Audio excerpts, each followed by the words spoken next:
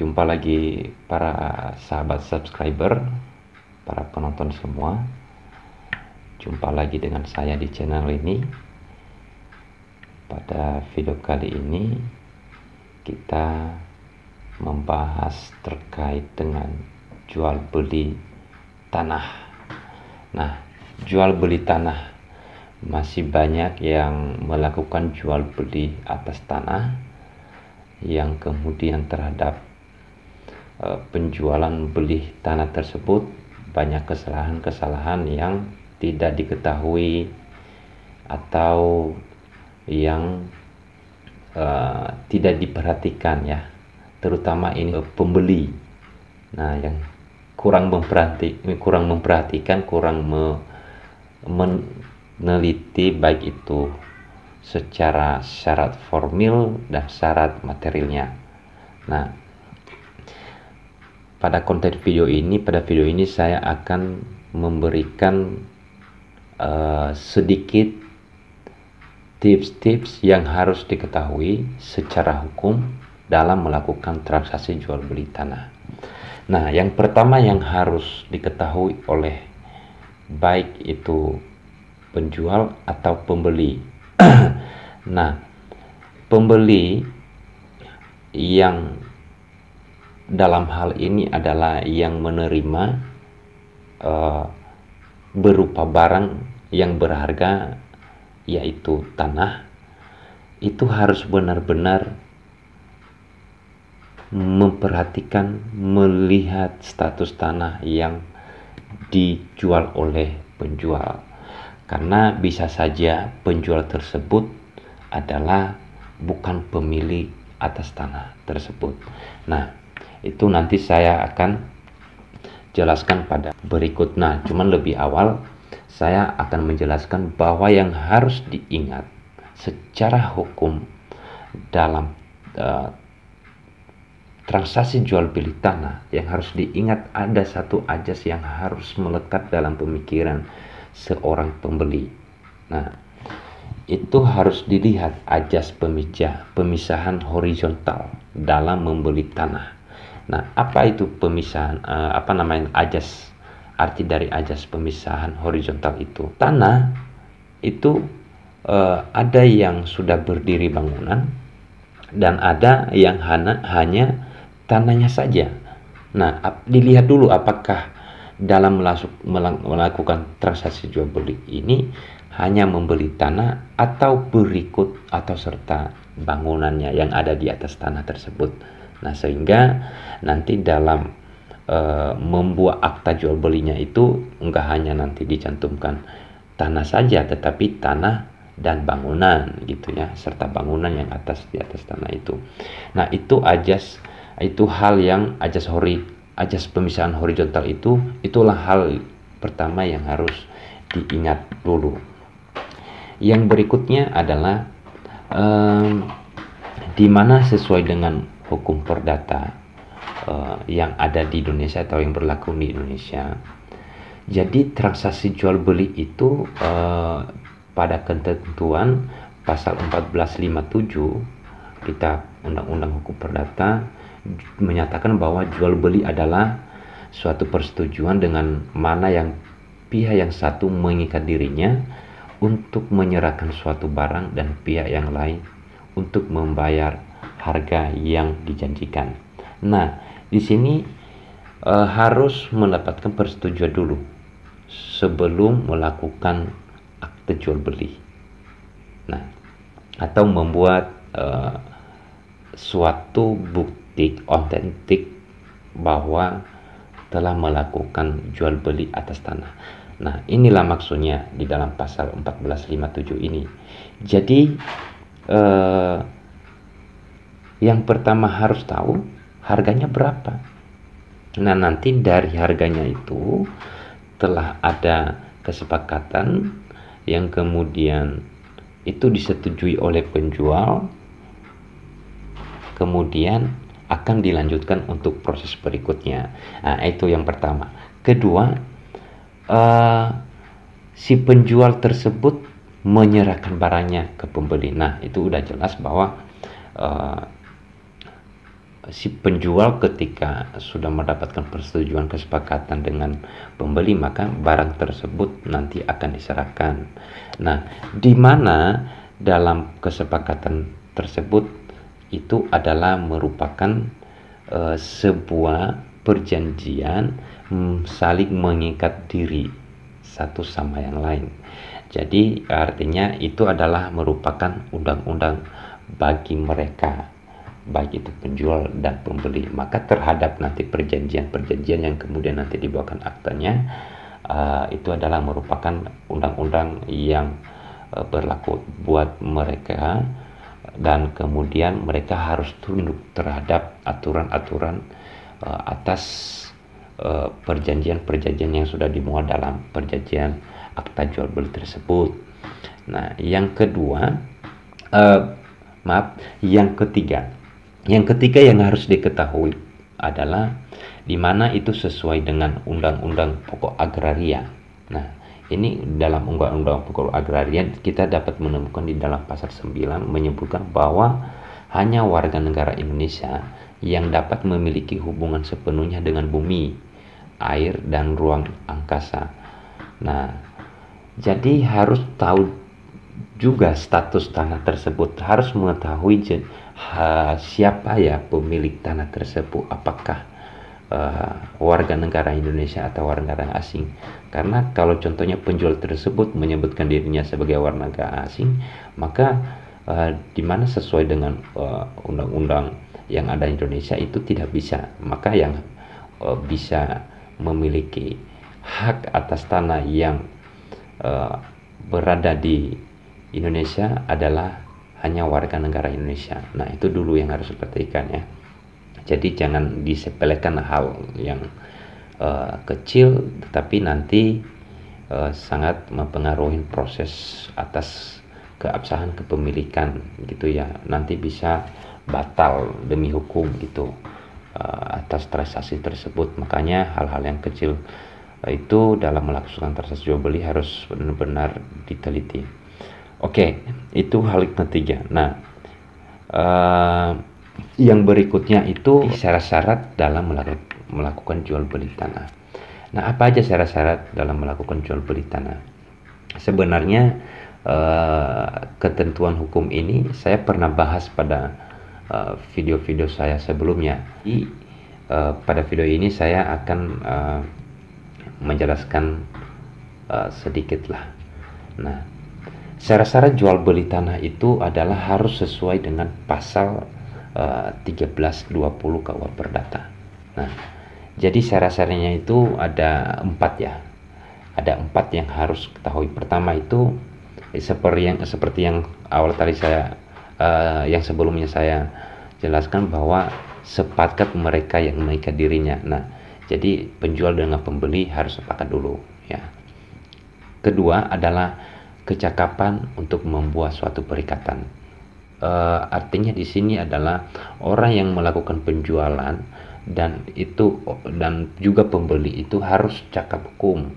Artinya dia itu nggak boleh anak di bawah umur, itu nggak boleh orang yang kurang waras atau yang kurang sehat gitu ya, yang nanti kan akan menyebabkan batalnya perjanjian tersebut gitu.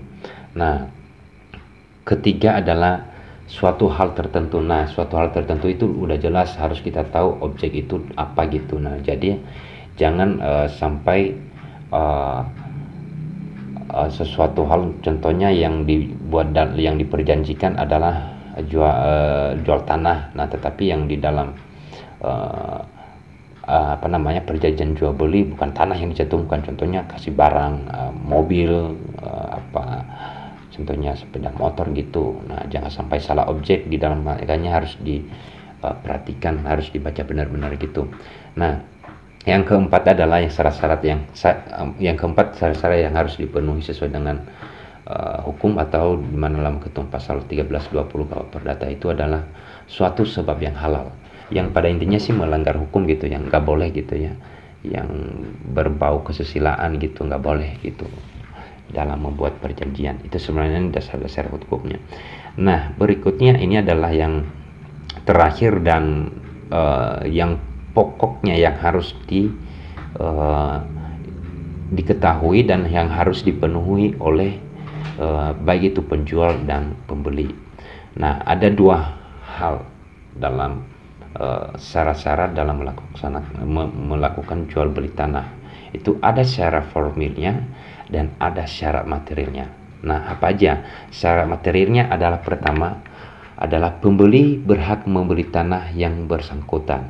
Jadi artinya di sini pembeli itu membeli tanah penjual dengan harus mengetahui apakah tanah tersebut itu berupa hak milik, hak guna usaha, hak pakai, atau hak guna bangunan. Jadi harus tahu keabsahan kepemilikan tanah itu, apakah itu benar milik penjual tersebut atau bukan juga. Nah, seperti yang saya sebutkan tadi. Nah, kalau memang benar miliknya, maka harus kita lihat juga suratnya. Nah, surat-suratnya apakah udah sertifikat atau belum.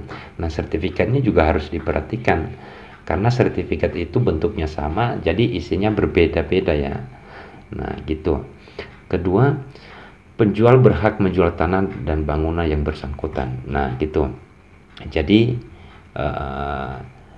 penjual tersebut karena dia adalah contohnya sebagai pemilik atas tanah tersebut, maka dia berhak menjual tanah dan ataupun ada tanah serta bangunan. Kalau ada bangunan ya di atas tanah tersebut, dia mempunyai hak untuk menjual tanah dan bangunan tersebut kalau itu miliknya dia. Tapi kalau bukan miliknya dia ya tidak boleh. Nah, yang harus diingat di sini juga, penjual tersebut harus dilihat lagi apakah dia itu sudah mempunyai istri, kemudian tanah tersebut atas nama dia, dan kemudian dalam melaksanakan jual beli tersebut harus mendapatkan persetujuan dari si istrinya gitu.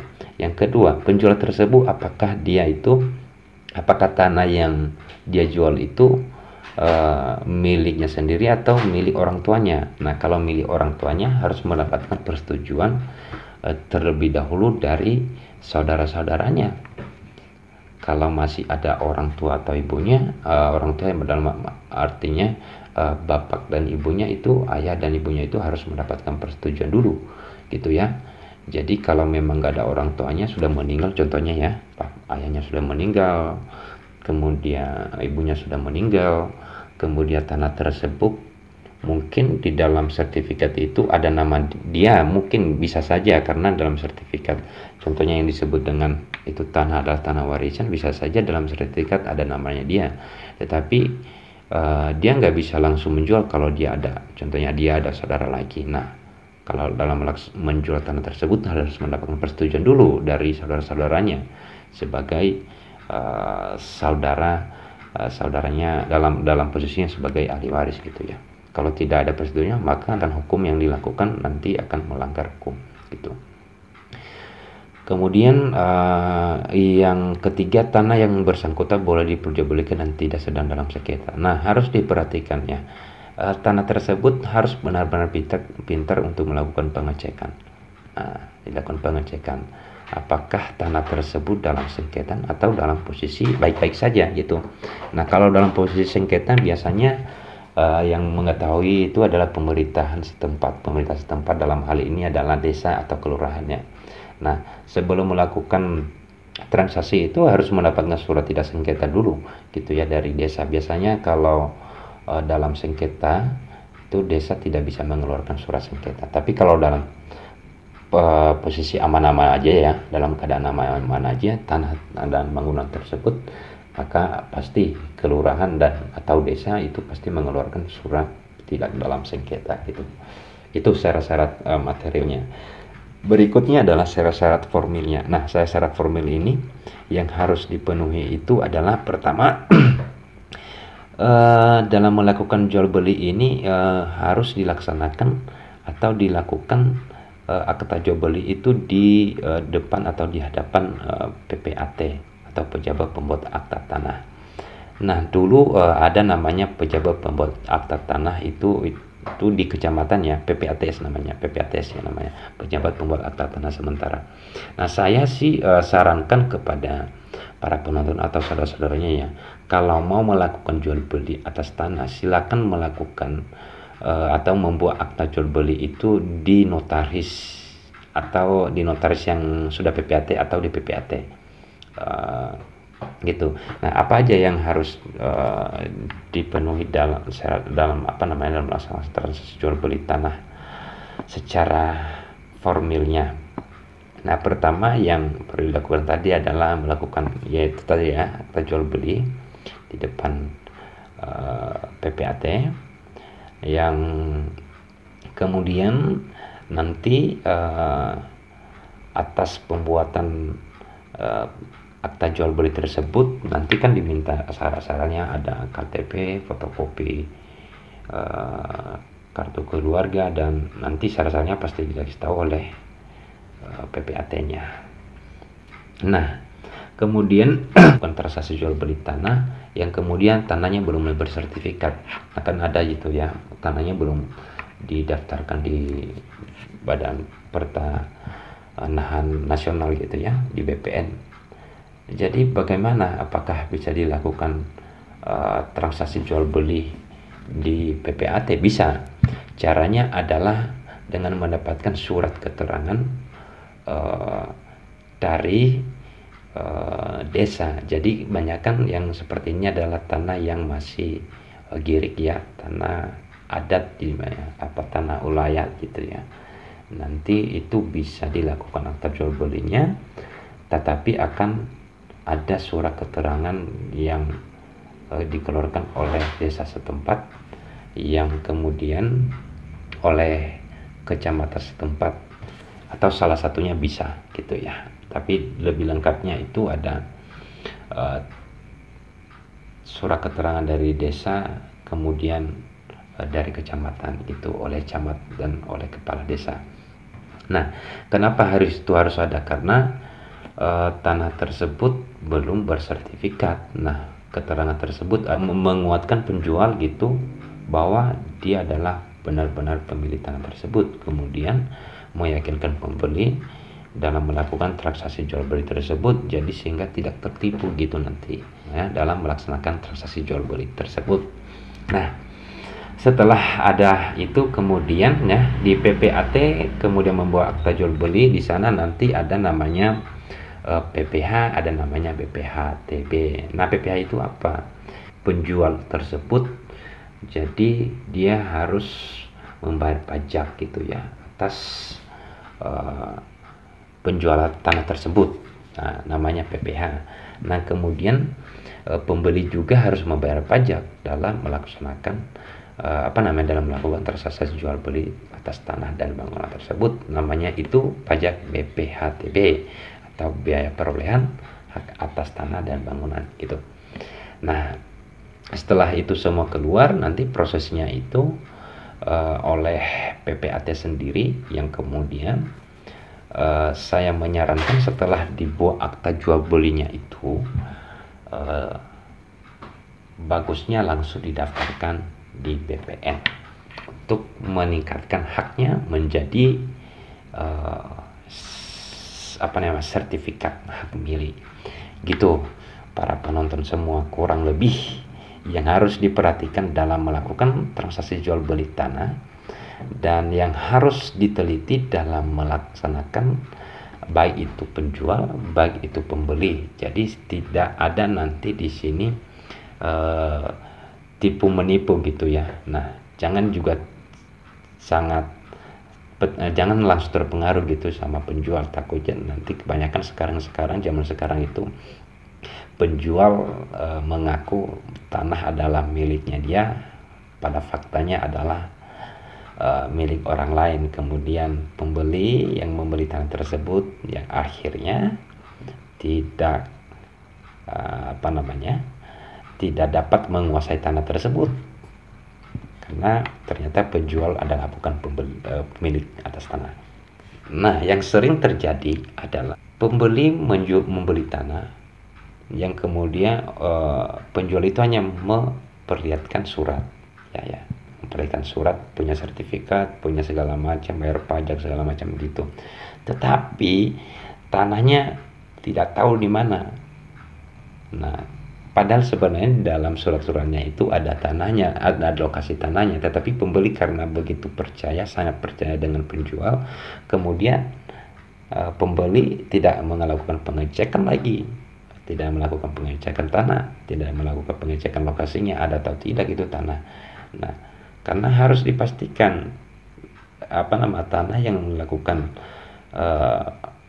yang mau dilakukan transaksi jual beli itu harus melihat ada fisiknya, terus batas-batasnya di mana, kemudian itu harus dimintain keterangan dari tetangga tanah tersebut bahwa tanah tersebut adalah milik penjual. Jadi itu jangan dianggap sepele. Itu hal ini sering sekali terjadi karena nantinya sia-sia ketika pembeli sudah membayar kemudian tidak bisa menguasai tanahnya yang sudah dibeli dari penjual. Nah, kurang lebih begitu.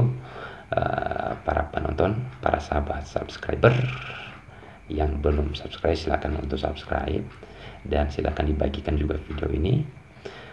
Untuk sementara di video ini terkait dengan jual beli tanah, kalau ada yang ditanya silakan untuk memberikan pertanyaan di bawah kolom komentar ini. Kalau ada yang mau konsultasi hukum atau ada yang meminta bantuan hukum secara gratis, nanti bisa menghubungi nomor yang saya cantumkan di bawah video ini ataupun di deskripsi video ini untuk dapat menerima bantuan hukum secara gratis. Dengan syarat-syaratnya nanti saya akan memberikan pada deskripsi video ini ataupun di slide video ini gitu ya. Terima kasih. Salam sehat.